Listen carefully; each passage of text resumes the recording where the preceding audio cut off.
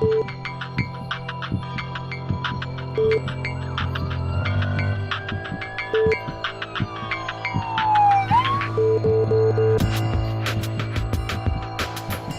tardes, bienvenidos a su programa Salud TV. Estamos en el martes 29 de agosto. ¿Y quién de ustedes que esté en casa no ha padecido alguna vez de un dolorcito en la espalda y dice tengo lumbago o lumbalgia? Bueno, ese es el tema que vamos a estar hablando el día de hoy, lumbalgia. Veamos la siguiente cápsula y al regresar les presento a nuestro panel de invitados.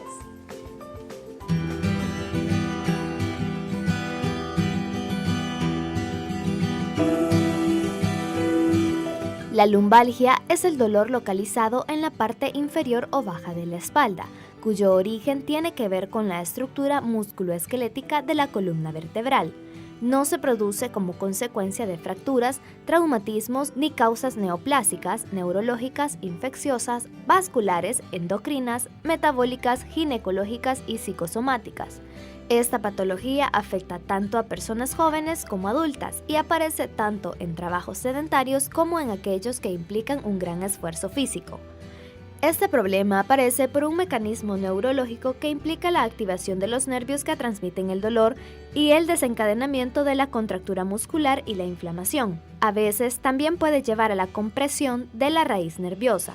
Las fuentes de información más importantes para conocer las causas de la lumbalgia son la historia clínica y la exploración física del paciente. ¿Quiere conocer más sobre esta patología?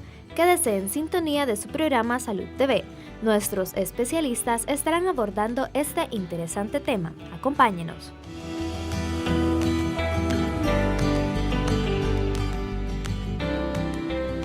Bueno, y para hablar de la lumbalgia, nuestros invitados este día promete estar muy interesante. Le damos la bienvenida al doctor Eduardo Lobo, neurocirujano. ¿Cómo estás, Eduardo? Gracias por tenerme acá. Gracias. Muchísimas gracias a ti por aceptar la invitación, de verdad. Bueno, y le damos también la bienvenida al doctor Raúl Aragón, reumatólogo. ¿Cómo está, doctor? Pues muy bien, agradecido con el canal por la invitación y un saludo a todos los televidentes de Canal 21. Muchísimas gracias, de verdad, es un placer para nosotros contar con ustedes acá. Le damos también la bienvenida a nuestro amigo ya conocido por todos, especialista en medicina deportiva, el doctor Diego Cardona Alemán. ¿Cómo estamos, Dieguito? Gracias, buenas tardes. Gracias nuevamente por estar acá y listos porque vamos a aprender mucho más este día. Bueno, y le damos también la bienvenida. Nos acompañan este día dos licenciados en fisioterapia, la licenciada Oliva y el licenciado Ramos. Y tenemos nuestra modelo, una atleta destacada, Gloria Sandoval. Ellos nos van a estar ayudando, ya van a ver ustedes en qué de lo que tanto vamos a estar aprendiendo este día. Bueno, pero ¿qué les parece si definimos primero qué es lumbalgia? Vamos a ver, Eduardo, ¿qué es en realidad la lumbalgia? Bueno, mira, en su término más simple, es dolor a nivel de la espalda baja, en la zona que nosotros conocemos como las lumbares.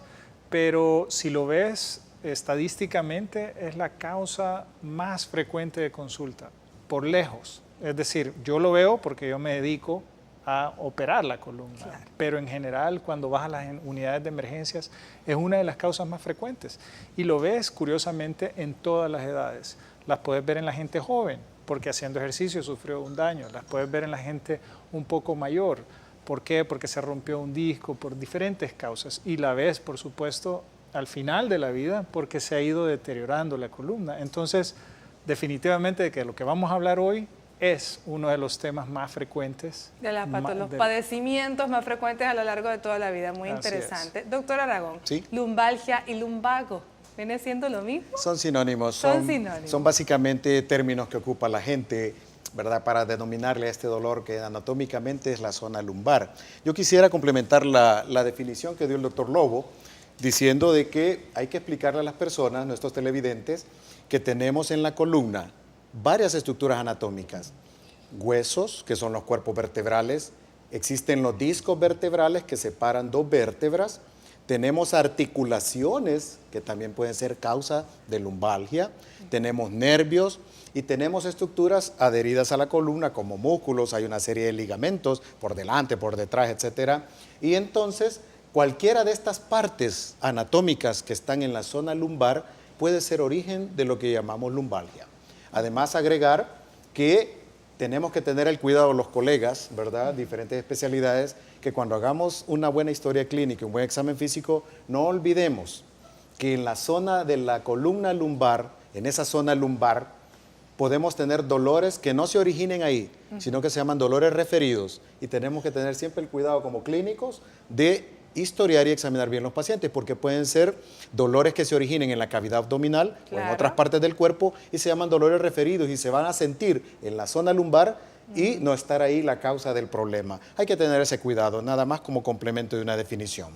Bueno, interesantísimo, porque realmente entonces cualquiera de las afectación a estas estructuras que el doctor Aragón nos ha mostrado son las que van a estar dando dolor en la misma zona. Así es. Y también dentro de la cavidad abdominal, típicamente, quizás será que el día de ayer estuvimos hablando del síndrome del colon irritable.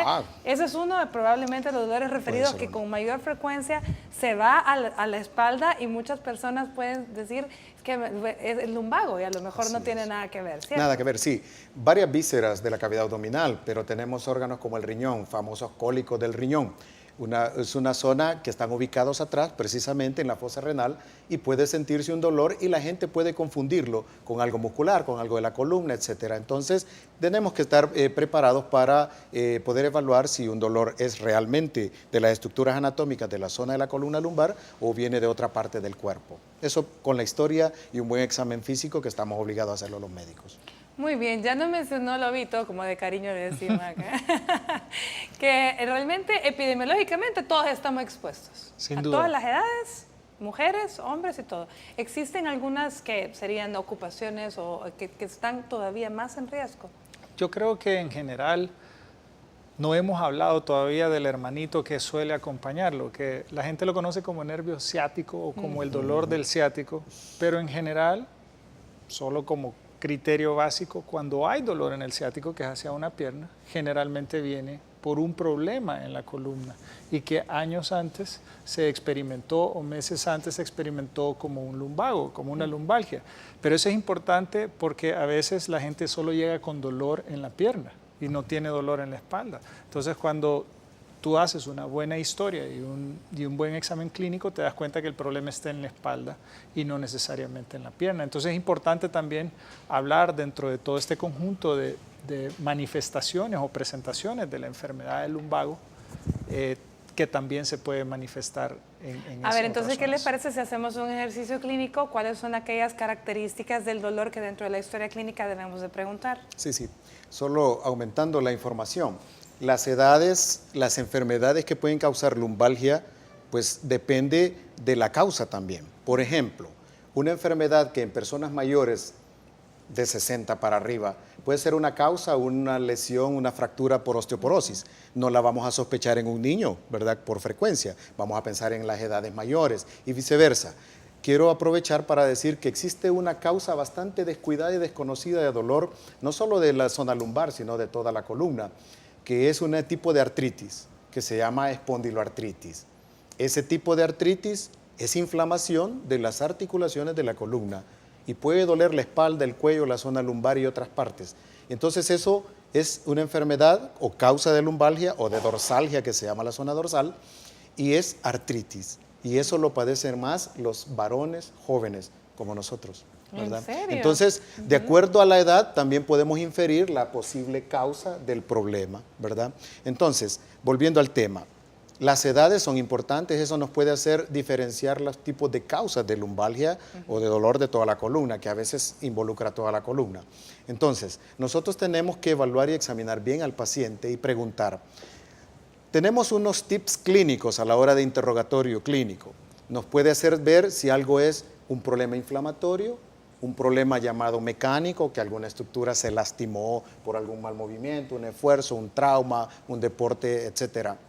Entonces tenemos algunos elementos clínicos que nos permiten diferenciar si el dolor es de naturaleza, por ejemplo, inflamatoria, como en las artritis, un dolor de daño de nervio, como el ciático que decía el doctor Lobo, si es un problema articular, si es un problema puramente muscular, etcétera, o si es un problema, como decíamos, referido de otra parte del cuerpo, abdominal, que se va a la zona lumbar.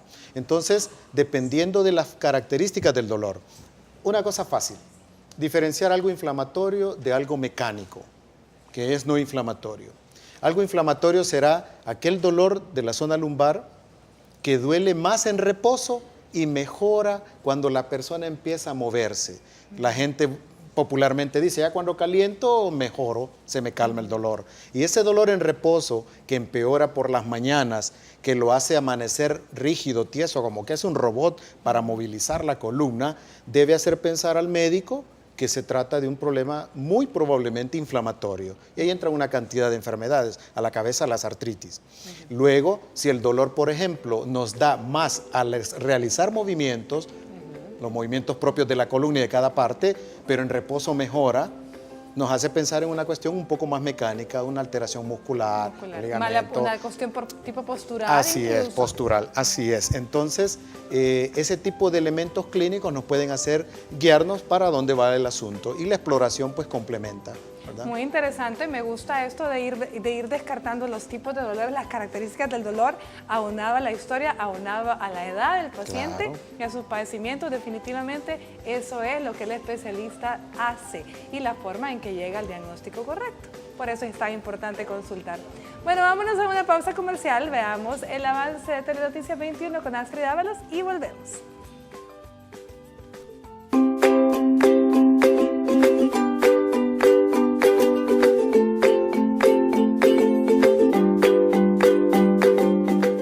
Estás viendo Salud TV.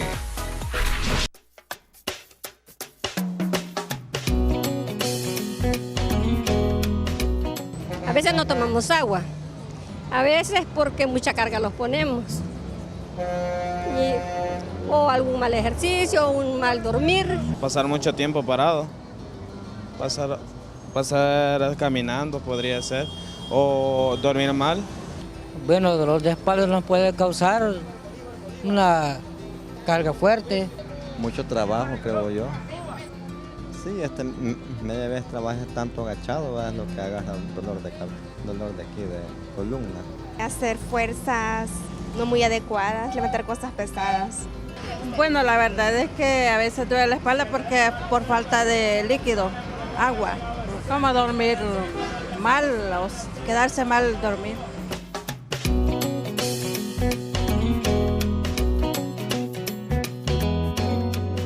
Muchas gracias a todas las personas que siempre nos dan el tiempo para responder la pregunta de nuestros sondeos en las calles.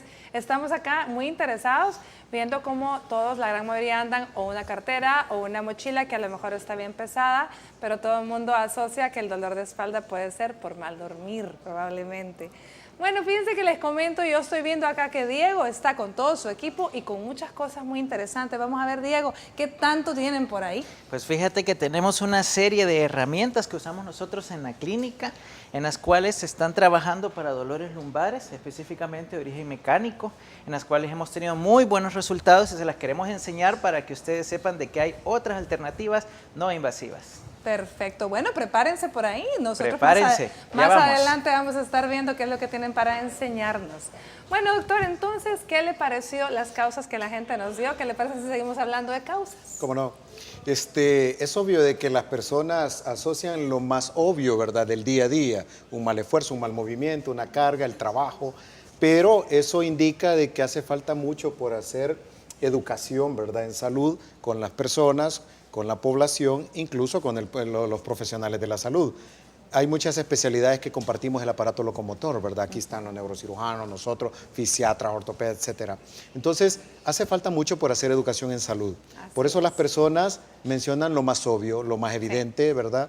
Pero debemos de transmitir a las personas a través de este tipo de medios que ante cualquier dolor, independientemente de que la causa les parezca esa de manera muy natural, la recomendación es consultar a un profesional de la salud, porque están preparados los colegas, desde la atención primaria hasta los especialistas, tienen que tener una preparación para poder abordar su problema de dolor.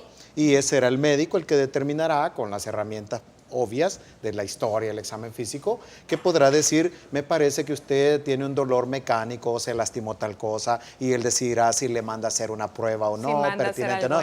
que el examen más frecuente que mandamos a hacer es una radiografía de la columna para determinar alguna cosa de manera gruesa, ¿verdad?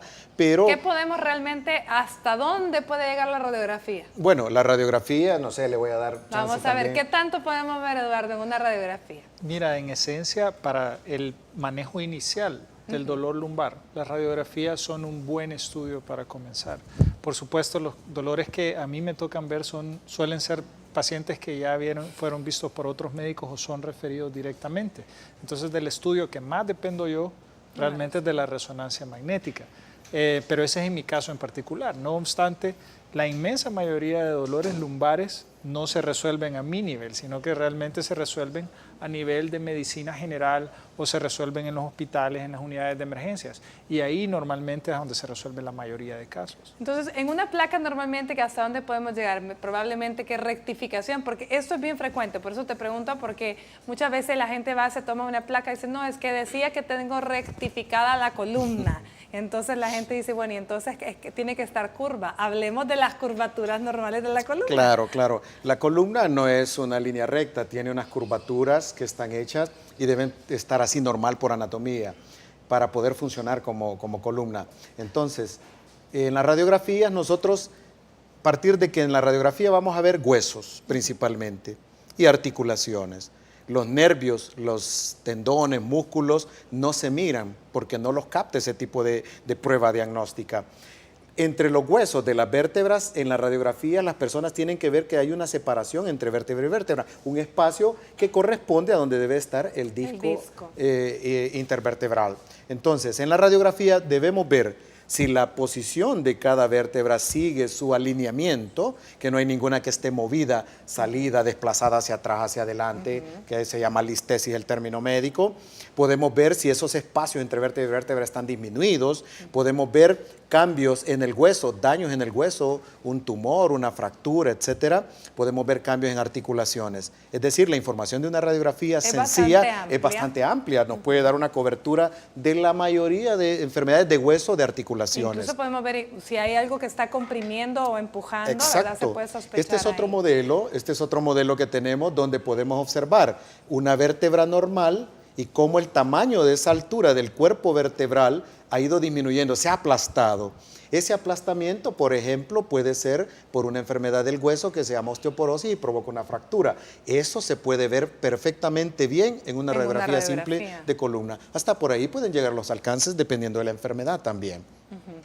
Muy bien, entonces sigamos hablando de las causas. Hablábamos entre Cortés, que otro grupo etario muy frecuentemente afectado por lumbalgia es la embarazada, ¿cierto? Claro. Entonces cuéntanos un poco por qué, porque ahí le digo, es el caminado típico de pato de la embarazada. Claro, claro. Recordemos que en la embarazada aumenta el tamaño abdominal con un peso, con un ser que está creciendo, gana peso. Entonces, lo que hace el peso del embarazo es tirar hacia adelante la columna lumbar. Perdonen, pero tengo que explicar un poco, ¿verdad? Normalmente tenemos una curvatura, pero con el embarazo el peso tira hacia adelante. Claro. Entonces, eso hace que la columna lumbar se arquee hacia adelante un poco más, se pronuncie más. Y eso, claro, causa algún dolor. Y es el dolor lumbar de las embarazadas. El dolor lumbar de la embarazada. Así es, que se resuelve después de que tiene el parto la persona, ¿verdad? Porque estamos anatómicamente, la naturaleza esto está preparada para que poco a poco esto se vaya dando, esa arqueado normal, ¿verdad? En la embarazada. Bueno, hablemos de otras causas típicas. Mencionabas tú que cuando a ti te llegan es porque ya definitivamente ya no le hallaron por dónde. Tiene que operar. Y hay que hacer una resonancia y probablemente toca operar. No, pero sabes que es interesante los conceptos que la gente, cuando les preguntas a la gente, en general están tocando la esencia del dolor lumbar del más frecuente. Y el más frecuente es que la columna, como bien lo explicó el doctor, soporta peso, básicamente. Entonces, el sobrepeso es una de las causas sumamente frecuentes del dolor lumbar. En adición a eso, si vos tenés débiles tus músculos y te dedicas a cargar algo que está más pesado, pues te vas a lastimar. Entonces tiene que ver mucho con el peso y el sedentarismo. Y por eso es que una de las recomendaciones iniciales que hacemos una vez te resolvimos el problema, ya sea por vía de fisioterapia o inyecciones o cirugía, es que tienes que llegar a tu peso ideal y que tienes que comenzar a hacer ejercicio. Entonces lo ideal es el que mantengas el peso bajo, hagas ejercicio para que no llegues a cirugía. Pero en esencia, sí es una estructura que soporta peso. Entre más peso soporte por más tiempo, más se va a dañar. Más está sufriendo. Bueno, muy bien. Aquí vemos que ya Diego tiene algo que enseñarnos junto con José. Vamos a ver, Diego, pues ¿qué tenemos ahí? ¿Qué le están haciendo a la pobre? Ahorita estamos haciendo una técnica que se llama cupping. Es importante, y les recalco, con personas debidamente certificadas, hazte tú estas evaluaciones, haz estas herramientas, ya que hay mucha gente que las está aplicando y no sabe. Es importante que gente certificada las haga. El cupping es una técnica milenaria que data de hace 2000 años en China, en las cuales esta lo que genera es una hiperemia en la zona donde se da la lesión, aumentando la cantidad de sangre y generando una liberación de toxinas en el área. Hay diferentes formas de aplicar el cupping y si tú te fijas, el cupping puede ser en plástico o puede ser en vidrio. Eso según la técnica, puede ser oriental o puede ser de la zona sudamericana occidental. El cupping tiene diferentes formas. Este es un cupping estático. Hay un cupping que se llama moving o unas ventosas movibles en las cuales se hace un poco de presión negativa y se hace un movimiento hacia arriba y hacia abajo. Es muy efectivo. También hay otro cupping donde se agarra, yo creo que es el que más hemos visto nosotros, donde se hace la tensión negativa y se jala inmediatamente. Esa es otra técnica. Existen 4 técnicas en el cupping en las cuales son muy efectivas. El paciente al principio puede sentir un poquito de malestar, posteriormente va a sentir una mejoría muy evidente. ¿Qué es lo que persigue entonces? ¿Mejorar la irrigación? Mejora la irrigación, mejora el flujo sanguíneo, haciendo que la cicatrización y el proceso inflamatorio vaya y recorra de una mejor manera. Bueno, recuerde que esto es personas certificadas para realizarlo, previamente estudiado su dolor lumbar y si realmente se define que es algo de origen muscular, en el caso pues de Diego se dedica a medicina del deporte, por lo general esos son las lesiones más frecuentes. La persona que puso eso es un doctor en rehabilitación de columna graduado en Japón, es decir, es una persona que tiene una certificación y conoce a cabalidad la zona de la columna. Perfecto. ¿En qué casos, cuál es el tipo de lesión más frecuente en el atleta que ocupa eso? Bueno, en el caso de un atleta específicamente son más que todo, como dicen los doctores, alteraciones mecánicas que se deben a una sobreexigencia muscular. A veces tenemos atletas que necesitan levantar mucho más la pierna o ir mucho más rápido y eso genera una mayor tensión en la zona, en nuestro tronco, generando un endurecimiento, por decirlo así, unas contracturas musculares en toda el área, ya sea abdominal, zona lumbar, espalda superior y hasta en glúteo. Es por eso que cuando hagamos un examen físico de zona lumbar, hagamos una examinación de la marcha, de la postura y nunca olvidemos, como dicen los doctores, las relaciones de curvas son muy relevantes, ya que si nosotros tenemos a un paciente con una zona lumbar muy recta, hay que verificar la zona de cuello, ya que tiene una misma curvatura. Y la zona dorsal también en la zona de sacro. Es muy importante. Muy interesante. Bueno, en el caso de nuestra atleta, que es corredora de vallas. Ella es corredora de vallas. Ella hace una elevación arriba de 90 grados cada valla. Entonces, eso hace de que toda su alteración mecánica, todo el empuje de la zona lumbar sea mucho más fuerte. Muy bien. Bueno, ¿qué les parece si ahora nos vamos a ver la siguiente cápsula? El doctor Rodolfo Castro, especialista en medicina ocupacional. Nos habla de los factores laborales que pueden influir en una lumbalgia.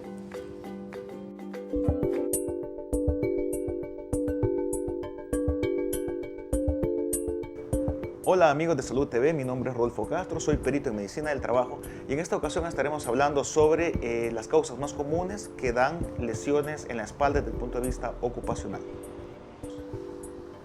Existen múltiples causas que pueden generar lesiones a nivel de la columna. Entre ellas y las más comunes tenemos los levantamientos de cargas manuales.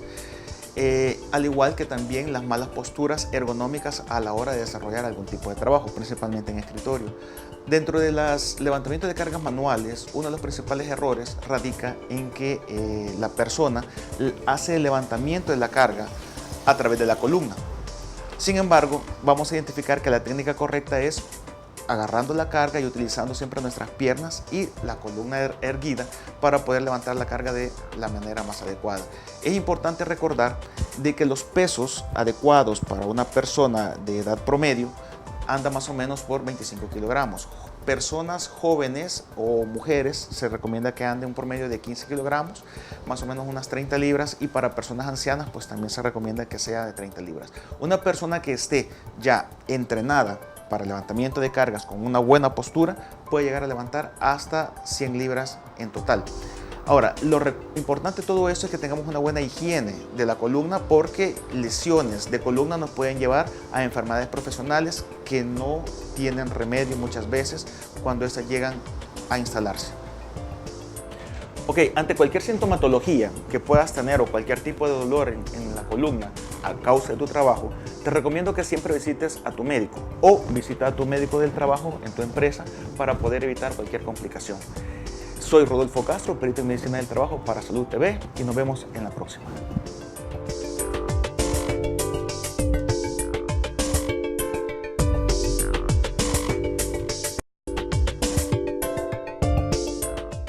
Estás viendo Salud TV.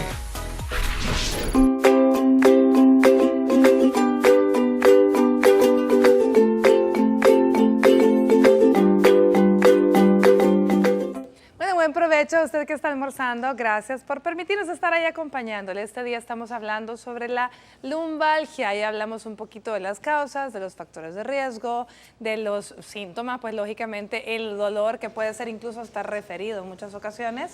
Hablemos un poco de radiografías, pero hablemos más del diagnóstico en sí, de los diagnósticos diferenciales. Por supuesto. No quiero pasar desapercibida la oportunidad de informar como educación que tenemos que hacer. En la evaluación de los dolores de la columna, sobre todo lumbalgia, tenemos que los médicos y las personas tienen que saber que existen los llamados signos de alarma. Signos de alarma significa un dolor lumbar que no es normal, ningún dolor es normal, pero este no es típico y representaría una gravedad más importante. Los signos de alarma tiene que preguntarlos el médico al paciente cuando llega por dolor lumbar o dolor de columna.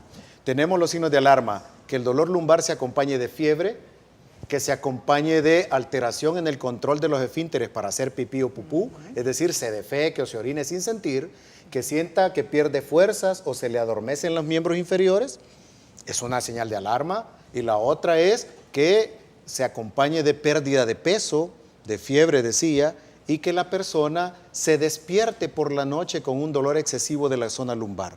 Esos signos de alarma o síntomas de alarma debemos preguntarlo en el interrogatorio, como todo médico, a los pacientes, porque eso nos hará ver que se trata de un dolor lumbar que no es muy típico y que puede ser peligroso por las causas. Que no es una simple lumbalgia, sino que puede ser algo más serio, ¿verdad? Más grave. Eduardo, ¿cuáles son esas causas de las que estamos temiéndole? Son las que nos hacen llegar contigo. Fíjate que, bueno, lo interesante de eso, clásicamente tú dices cómo se presenta ese dolor. Y lo ves en los extremos de las edades. Cuando ves dolor en los niños, eso no es habitual. Ahí sí realmente tenemos que mandar estudios de un solo. Eso ya es alarmante. Correcto. Si lo ves en los extremos de la edad, como bien dice el doctor, se pueden obedecer a fracturas, pero también ahí es donde tenemos que intervenir rápido, porque pueden ser las fracturas más comunes, que es porque tu hueso se debilitó, la famosa osteoporosis, pero también puede ser tumores, puede ser cáncer.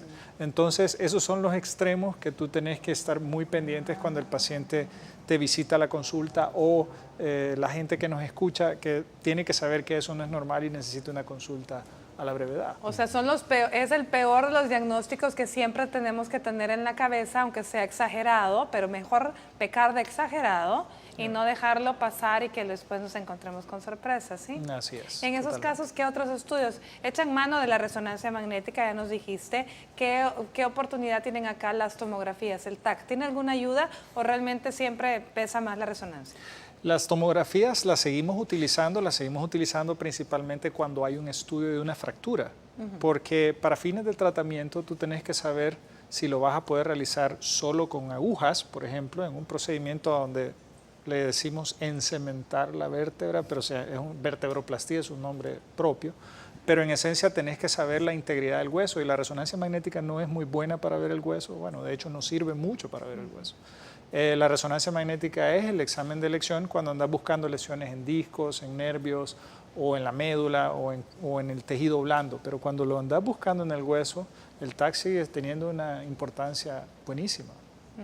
¿Qué hay, doctor Aragón? Porque usted nos mencionó que de las cosas que hay que preguntar es si ha habido pérdida de fuerza, si ha habido disminución, si perdemos la capacidad de estar de pie, por ejemplo, si hay adormecimiento, si hay pérdida de esfínteres, lo que hablamos, el que se orine o se defeque, y esto es algo realmente sumamente alarmante. Pero ¿qué pasa cuando estos cambios pueden ser demasiado sutiles que el paciente a lo mejor en cuanto a fuerza, por ejemplo, o en cuanto al grosor de una pierna, por ejemplo, no se ha dado cuenta? ¿Qué otros exámenes se pueden hacer para evaluarlos ahí? ¿Qué más está pasando? Por ejemplo, si el paciente nos acusa que tiene disminución de la fuerza, aunque no muy ostensible, si tiene adormecimiento, si nota que una pierna o algo va cambiando su diámetro, su grosor, etcétera, lo que podemos echar mano también es de una prueba especial que mide o ve el funcionamiento de los nervios que van hacia las piernas y que nacen en la columna, por supuesto.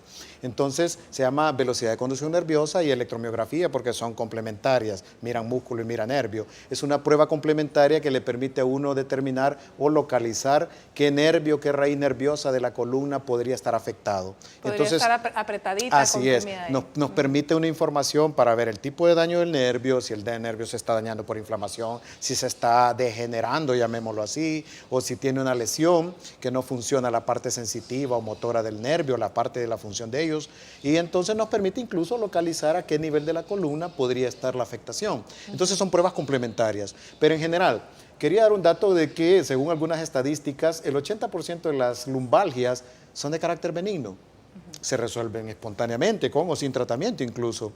Y no necesitan más estudios. Sí. Hay un estudio español muy grande con una cantidad de pacientes con lumbalgia que a unos los trataban con reposo en casa 3 a 5 días y a otros no les daban reposo y funcionaban después igual. Entonces vieron que no había mucha justificación para pedir incapacidades, ¿verdad? Porque hasta eso se presta el dolor lumbar. Entonces, como exámenes complementarios, la resonancia, el TAC en algunas indicaciones, la radiografía y la velocidad de conducción nerviosa quizás son los más frecuentes. Los más frecuentes, muy bien. Ahora veamos, Diego, y ahora ¿qué estamos haciendo? Veo a la licenciada Oliva con otras cositas ahí. La licenciada Oliva ahorita está con un equipo de electroestimulación muscular. Este es conocido como Compex SP8, es tecnología inalámbrica, en las cuales se hace la electroestimulación de diferentes hertz, que son voltajes en los que se aplican en la zona donde hay dolor, generando un proceso de analgesia. Fíjense que me gustaría que acercaran, porque realmente yo desde aquí yo logro ver cómo realmente el músculo vamos a ver, licenciada, que pueda subir también.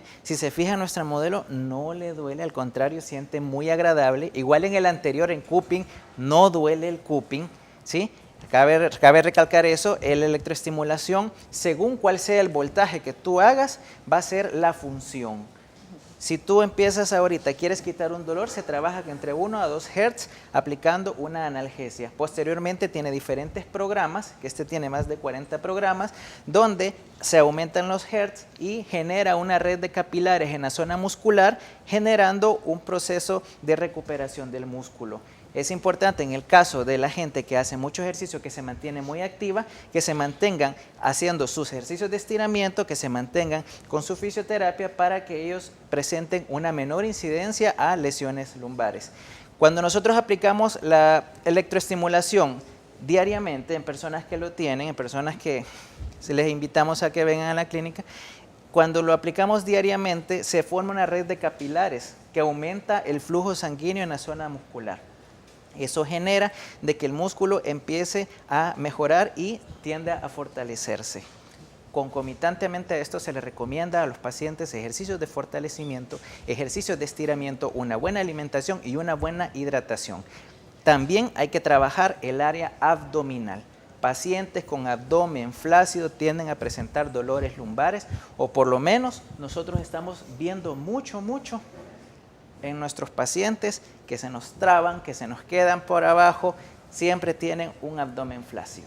Muy interesante, por lo tanto, el fortalecer el abdomen y fortalecer los músculos de la espalda, en el caso que ha tenido usted un padecimiento como este, pues es importante. Correcto. ¿Sí? Ahora, personas que no realizan deporte, porque yo veo que aquí nuestra atleta se está hasta durmiendo, Enrique, pero personas que no practican deporte, si ya le descartaron que no hay ninguna de las patologías que estuvimos hablando anteriormente con nuestros colegas, también pueden hacer uso de estas técnicas. Por supuesto, de hecho ellos tienen una evolución mucho más rápida. ¿Ah, sí? ¿Y por qué? Porque el músculo tiende a estar un poquito menos tenso en ese caso. ¿Sí? Entonces el paciente siente la mejoría mucho más rápido. Sí, es muy efectivo.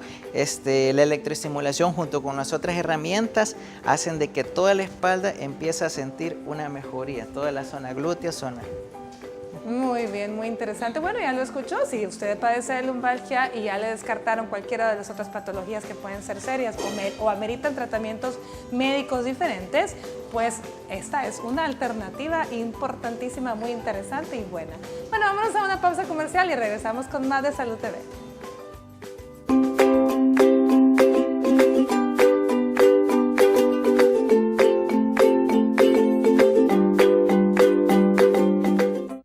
Estás viendo Salud TV.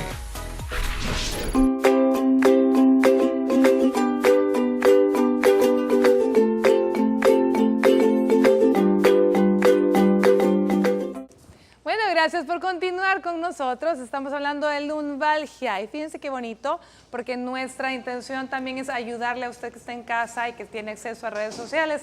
Tenemos una pregunta, por cierto, que un amigo nos hace y queremos ver de qué forma le ayudamos. Tal vez producción nos ayuda y vemos la pregunta. Nos dice Sander Portillo, buenas tardes, tengo ya 5 años de padecer lumbalgia. Ya pasé por médico fisiatra y neurocirujano, quien me dijo que mi resonancia magnética salieron unos pequeños abombamientos a nivel de L5 y S1, que no tenía compresión articular y que tengo una rectificación de columna por espasmo. Recibió fisioterapia, no ha visto mejoría alguna, además de recibir AINES, esos son los antiinflamatorios. Está por hacerse un examen llamado electrofisiología por él para ver si hay daño en los nervios. Quiero saber si son operables los abombamientos, si estos crecen a lo largo del tiempo.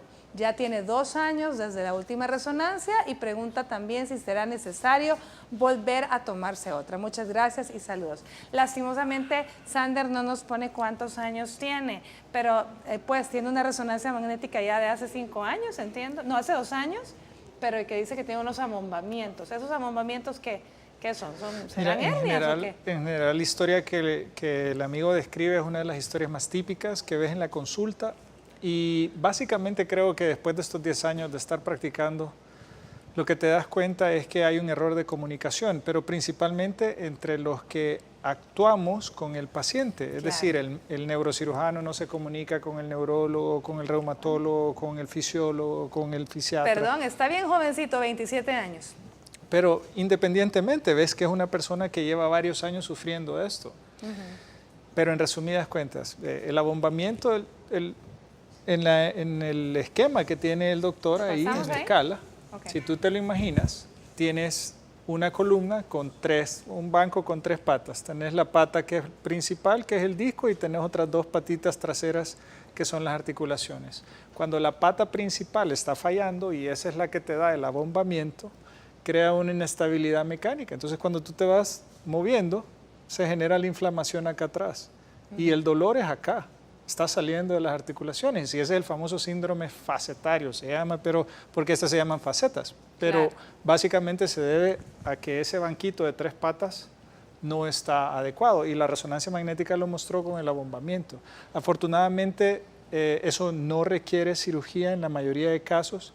Requiere un buen manejo por fisioterapia. Si eso no resuelve, hay manejo de intervención del dolor con agujas que quitan el dolor y te dan tiempo para que tú te puedas fortalecer desde el punto de vista de ejercicio, bajar de peso si es necesario. Estamos hablando de bloqueos. ¿Los bloqueos que realizan los algólogos, será? Son bloqueos o, en su término más avanzado, radiofrecuencia, que es utilización de una aguja, pero en esencia genera calor y daña el nervio del dolor. La alarma que te está dando el dolor se apaga. Entonces la apagamos para comprar tiempo para que tú puedas bajar de peso y hacer ejercicio. Si bajas de peso, haces ejercicio, eso resuelve el dolor sin cirugía. Casos extremos, sí puede llegar a cirugía, pero lo que trato de explicar es que hay muchísimos pasos antes de contemplar una cirugía. Y la última pregunta de nuestro amigo era, ya tiene 2 años la resonancia, que si será que se tiene que repetir otra, porque está por hacerse una electromiografía, aún y a pesar que le dijeron que no hay compresión articular, ¿verdad? Pero me imagino, no menciona si tiene alguna otra sintomatología que nos haga pensar que hay daño a nivel nervioso, pero le van a hacer una electromiografía. Si la duda de él es si es necesario repetir una resonancia magnética, y él está teniendo esa duda, no fue que alguien se la indicó, lo que yo le sugeriría es que mejor haga una consulta adecuada y que vuelvan a reevaluar el caso para ver si efectivamente es necesaria. Puede ser que no sea necesaria. Puede ser que no sea necesaria.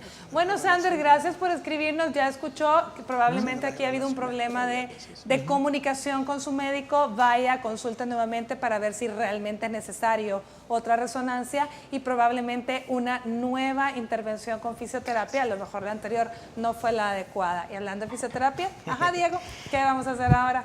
¡Qué rico! Como volvemos a hacer hincapié, haciendo siempre previas evaluaciones, tenemos en este caso la quiropraxia, que es una técnica también milenaria, y siempre le vuelvo a repetir, personas debidamente certificadas. De eso no nos cansemos de decirlo. En este caso, en la zona lumbar, tiende a haber muchas mejorías en los pacientes que se les hace un ajuste en la zona vertebral. En este caso, ahorita el licenciado Ramos está haciendo un ajuste en la zona dorsal, donde está prácticamente relajando el área. Después se hace una pequeña descompresión en la zona lumbar. Si se fijan, la técnica tiende a ser sin dolor y no tiene que ser en ningún momento agresiva. Eso es muy importante en el caso de la quiropraxia. Se trabaja mucho con el paciente, se le pide que haga diferentes movimientos en los cuales se van a llegar a diferentes zonas vertebrales, diferentes áreas vertebrales, donde el paciente va a sentir el famoso chasquido o metronó, ¿verdad? Eso es algo bien común en nuestro paciente. Hay una técnica para aplicarlo donde se relaja la zona y se hace el ajuste. Si se fijan, no es suave, nada no violento. Es nada agresivo. La quiropraxia no puede y no debe ser violenta, ya que esto prácticamente se trabaja con los estiramientos que está haciendo nuestro paciente. Y debe ser aplicada por una persona... Con una persona debidamente certificada.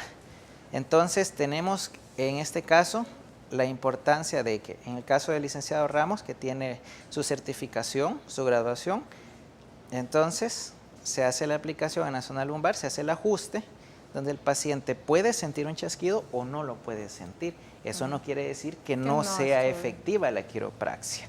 Se están haciendo y alcanzando los rangos que se buscan.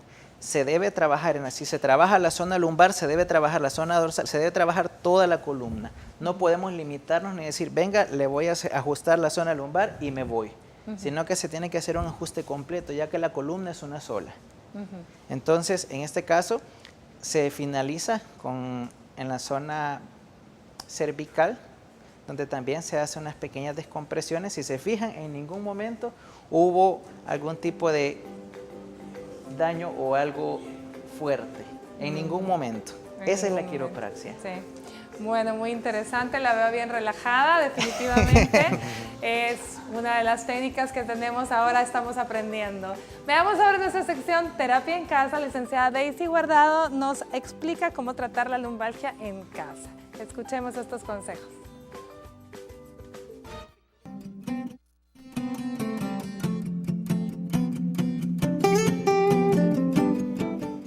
Buenas tardes amigos de Salud TV, soy la licenciada Daisy Guardado, fisioterapeuta. Este día en Terapia en Casa vamos a estar hablando sobre los ejercicios que podemos hacer en casa en el caso de lumbalgia. La lumbalgia es uno de los padecimientos más comunes en nuestros días, es por ello que ahora vamos a hablar sobre los ejercicios que podemos hacer en casa. Es necesario hacerlos en una superficie plana, de preferencia en el suelo. Podemos colocar una toalla o una alfombra. Nos vamos a colocar boca arriba con las piernas flexionadas. Vamos a repetir cada ejercicio 10 veces, iniciando llevando nuestra rodilla al pecho, primero la derecha, luego la izquierda, 10 veces. Luego vamos a extender y levantar nuestra pierna 10 veces, derecha e izquierda. Luego vamos a levantar nuestros glúteos hacia arriba y hacia abajo. Luego posteriormente vamos a abrir y cerrar nuestras piernas, derecha, izquierda y luego juntas. Posteriormente vamos a realizar bicicleta, 1 minuto en el aire hacia adelante y hacia atrás. Posteriormente vamos a flexionar nuestro tronco a la derecha con el cuello contrario y luego hacia el otro. Con ello vamos a hacer ejercicios de estiramiento que es necesario combinarlos con ejercicios de respiración. Es por ello que vamos a realizar primero, antes de iniciar la rutina, ejercicios de estiramiento con respiración. Para prevenir los dolores de lumbalgia se recomienda no permanecer más de 1 hora sentado o de pie, evitar levantar objetos pesados que sobrepasen nuestra capacidad, al igual que dormir en la posición correcta de cúbito lateral con las piernas flexionadas y una almohada entre las piernas. Recuerde que si los síntomas persisten y el dolor aumenta, consulte a su médico o al especialista. Soy la licenciada Daisy Guardado para Salud TV. Nos vemos a la próxima.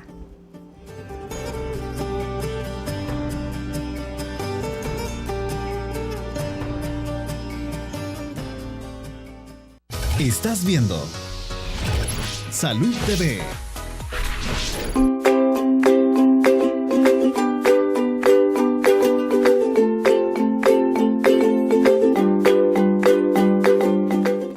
Bueno, y continuamos con las técnicas que el doctor Diego Cardona Alemán nos ha traído y hoy nos traen la última. Vamos a ver, Diego, ¿de qué vamos a hablar Pues ahora? fíjate que este día finalizamos con el vendaje neuromuscular, el cual son las tiras de colores que ustedes ven que tienen muchas personas. El vendaje neuromuscular es una cinta de algodón con un adherente, no tiene medicamento, no tiene absolutamente nada. Lo único que se trabaja es que cuando se aplica en la zona de dolor, genera un aumento del espacio intersticial, generando un desplazamiento de la zona inflamatoria, causando que la inflamación tiende a ceder. Además de esto, se aplica con diferentes tensiones, no solo es llegar y aplicarlo, se aplica con una tensión. En el caso de un dolor lumbar normal, típico, se trabaja con una inhibición entre un 25 y un 35%. La aplicación no se hace una tensión completa, ya que esto el paciente lo va a andar alrededor entre 48 a 72 horas. Esto tú te puedes bañar con él, tú puedes hacer cualquier cosa, lo único que hay que cuidar que no te lo rasques, no te lo piques y no te pongas jabón en esa zona. No se siente una sensación en ningún momento incómoda, al contrario, el paciente siente un gran alivio posterior a la aplicación. Se siente reforzada el área. Correcto, yo creo que esa es una de las palabras más obvias. Se siente reforzado, el paciente se siente mucho más seguro, entonces esto hace de que nuestro paciente mejore de una mejor manera. De una forma más eficaz. Correcto. Muy bien, bueno, vamos a tener nuestras conclusiones acá con nuestros especialistas también. El doctor Aragón, ¿cuál es el mensaje final que quiere dar a la población? Bueno, mi mensaje, uno de tantos, sería consulte al médico, ¿verdad?, que tenga a la mano de atención primaria o especialista directamente. No dejar pasar un dolor de columna, sobre todo área lumbar.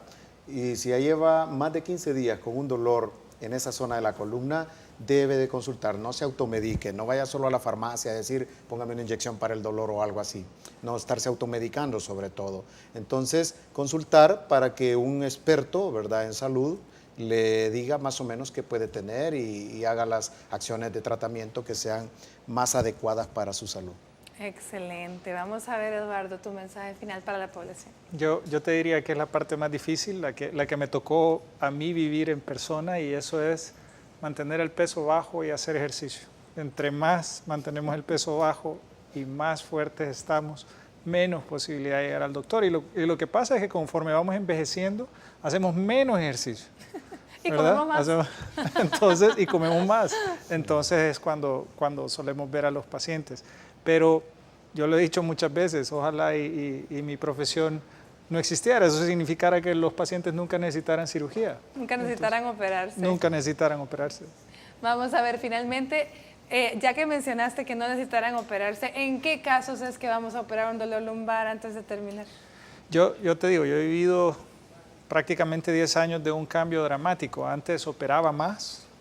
Te diría que ahora opero casi la misma cantidad, pero me tardo mucho más en tomar la decisión y agoto todos los medios de fisioterapia, de manejo médico, de quiropraxis y todo lo que vieron, ojalá con intención de que ese paciente no entre a quirófano. Si a pesar de todo eso no se puede, sabemos cómo resolverlo desde el punto de vista quirúrgico, pero eso suele ser la última opción. Nadie se quiere operar.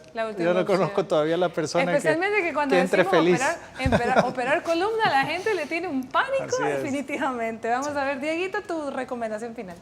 Como dice el doctor, vamos a seguir lo mismo. Hagamos ejercicio, por favor, hagamos ejercicio, salgamos a caminar, saquemos al perro, vamos a dar una vuelta, vamos a la tienda, por favor, movámonos, hagamos un poquito de actividad física para que nosotros estos dolores no los tengamos una mejor calidad de vida. Bueno, muchísimas gracias. No me queda más que de verdad agradecerles a todo este panel que nos acompañó este día. Gracias al licenciada Flor Oliva, al licenciado Ramos, Diego, aquí a nuestra atleta modelo y por supuesto a nuestros especialistas, el doctor Lobe, el doctor Aragón. Pero más importante, las gracias a usted que nos acompañó. El día de mañana venimos a hablar de otro tema, padecimiento terrible que nadie queremos sufrirlo, el manejo del niño diabético. Así que por hoy que tenga una linda tarde de martes, a cuidarse. Que Dios los bendiga.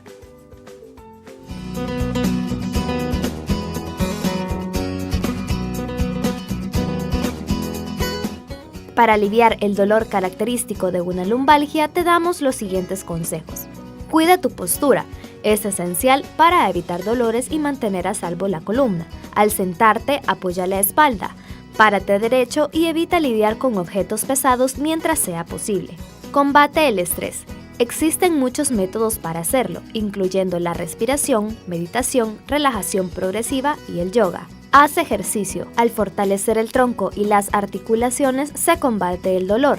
Solo necesitas 10 minutos al día para ejecutar ejercicios sencillos de estiramiento. Recuerda que si el dolor de tu espalda aumenta o si el problema persiste, debes acudir a un especialista.